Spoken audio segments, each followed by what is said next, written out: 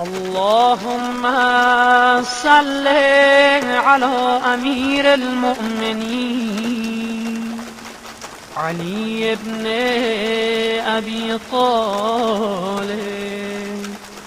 اخی نبیک و ولیه و صفیه و وزیره و مستودع علمه و موضع سره و باب حکمته و الناطق بحجته و الداعی الى شریعته و خلیفته فی امته و مفرج الكرب عن وجهه قاسم